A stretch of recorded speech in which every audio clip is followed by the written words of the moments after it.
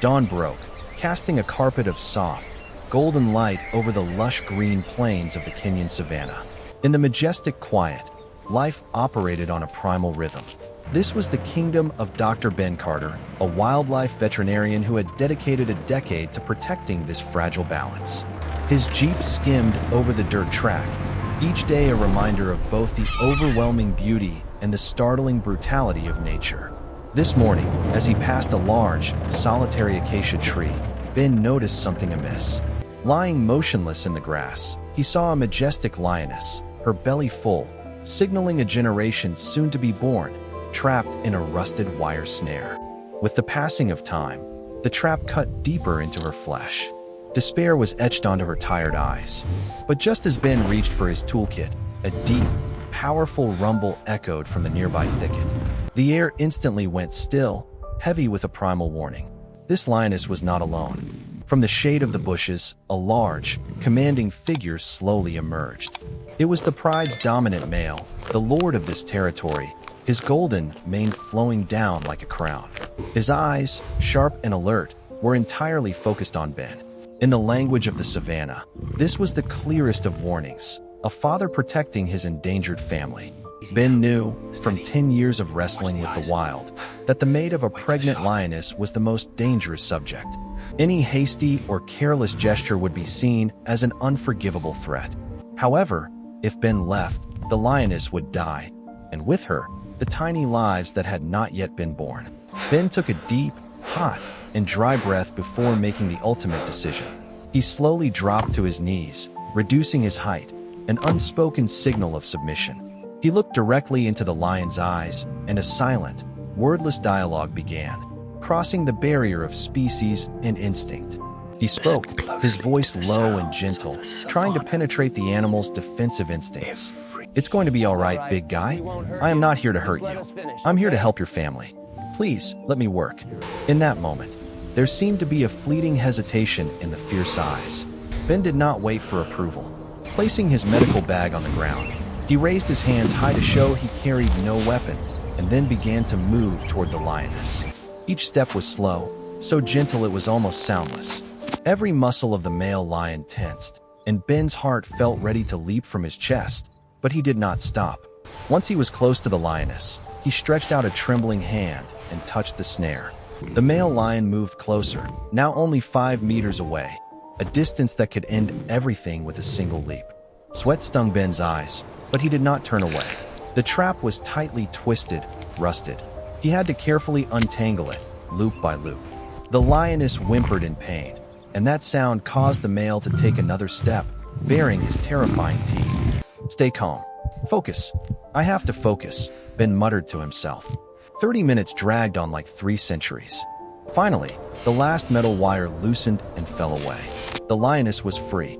Ben quickly cleaned the wound, applied a hemostatic agent, and bandaged it tightly. He had just breathed a sigh of relief when the lioness's body began to convulse. Labor had begun. In this state, out in the open, both mother and cubs would be in danger. It was imperative to get her to the clinic immediately. Ben instantly radioed, urgently requesting the animal rescue vehicle to their position. It was a race against time on the rough dirt roads, and Ben knew the tension was far from over.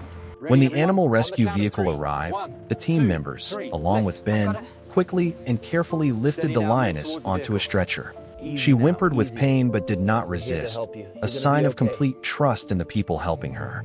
Ben closed the vehicle door and looked out. The male lion was still there, about 10 meters from the vehicle, observing their every action. The clinic was 50 kilometers away. They sped off on the bumpy dirt road, each jolt a challenge to the fragile lives inside. 10 minutes later, when Ben looked through the rear window, his heart stopped. "I don't believe it," he whispered. The male lion, with his magnificent golden mane, was running after them. He wasn't attacking, wasn't catching up to threaten, but running parallel. He maintained a steady distance, about 5 meters behind the accelerating rescue vehicle. 10 kilometers passed, then 20, then 30. He did not stop. Dust billowed around, his breath coming in ragged gasps, yet his pace remained resolute. He could not know where they were taking his mate, nor whether his cubs would survive. Primal instinct must have screamed, "Don't trust these humans. They are taking your family away. Yet, he ignored that instinct, choosing instead a fragile thread of hope, an invisible trust that had formed when Ben knelt before him. This act, going beyond all survival instincts, was the clearest testament to a father's love. Finally, after an exhausting journey, they reached the clinic. Hospital staff rushed out in astonishment, but Ben raised his hand to reassure them. He quickly explained, and as the lioness was wheeled inside, the male lion sat down, silently, about 10 meters from the entrance. His mate was inside that building, along with the tiny lives soon to be born, and he couldn't go in, but he also couldn't leave. Emergency surgery was necessary.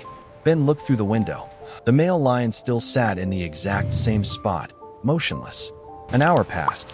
Then it began to rain. Initially just light drops, it quickly turned into a torrential downpour on the Savanna, but the lion did not budge. 2 hours, then 3 hours. Night fell. Outside, a massive king of the jungle, after running 50 kilometers, sat soaking in the rain, just waiting for his family. That wasn't instinct, that was love. At 4 a.m., the operating room doors finally opened. Good news spread. The surgery was successful. The mother and all 3 cubs were healthy. Ben immediately turned to the window. The large male lion slowly stood up. He had heard the door, heard the sound of relief, and somehow, he knew his family was safe.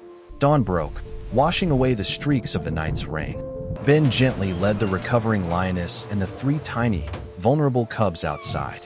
The father still stood patiently. Now, his family was returning. The lioness walked slowly, the 3 small, tawny cubs staggering behind. The male lion approached, cautiously, touching noses with his mate. Then he bent down, sniffing each cub. His mighty body trembled. It was relief. It was joy. It was gratitude. Then, the lion raised his head, looking directly at Ben. In that moment, all words became superfluous. In that absolute silence, everything was understood. Ben knelt down, whispering, "Take care of your family. I will never forget you." The whole lion family slowly turned away, stepping into the golden morning light, the male walking at the rear, guarding. They gradually disappeared into the green grass of the Savanna. Ben stood there until they were out of sight. He had not just saved a lion, he had reunited a family. But the Savanna has a deeper memory than any human ledger. A year passed. Ben continued his work. One day, driving on a remote dirt road back from a house call, there was a loud bang and the vehicle tilted sharply. Ben had hit a large ditch and the Jeep rolled over. Ben managed to crawl out, but his leg was severely injured, unable to move. The radio was shattered. The phone had no signal. On the vast Savanna, there was no way to survive unless someone found him by chance.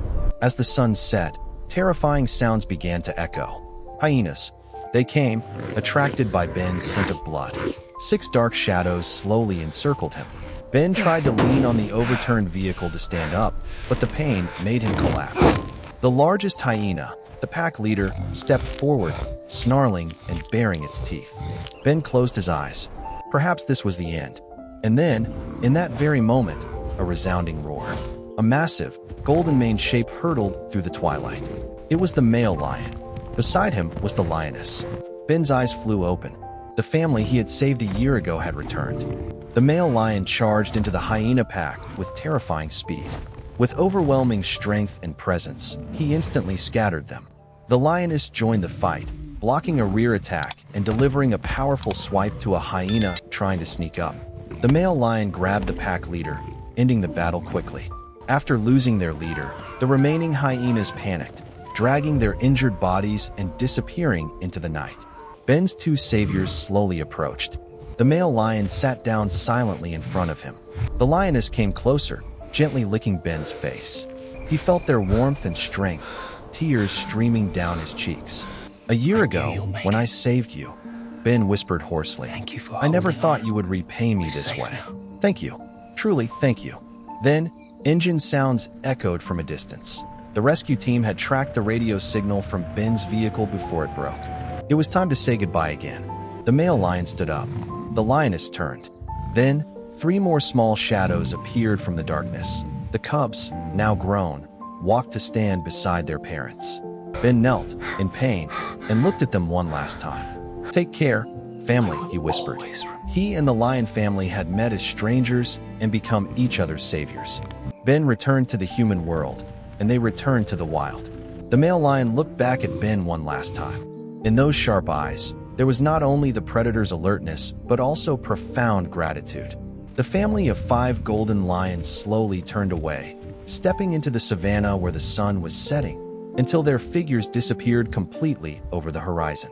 This story is not just about saving a life. It is a profound reminder of the capacity to build bridges of trust, even with creatures we consider completely alien. Ben did not use a gun or force. He used compassion and respect.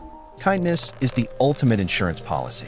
The love and kindness you give away will find a way to return when you need it most. We all have our own savannas, where we might feel lonely or in need of help. The message from this magnificent king of the jungle is simple: choose connection over fear. A small act of kindness, a moment of patience, can create an extraordinary and unbreakable bond. If this story of enduring faith has touched your heart, please help us spread this message. Like this video to bring the story to more people. Subscribe to our channel so you don't miss more moving stories about the connection between the natural kingdom and our world. Remember, the kindest act often generates the greatest strength.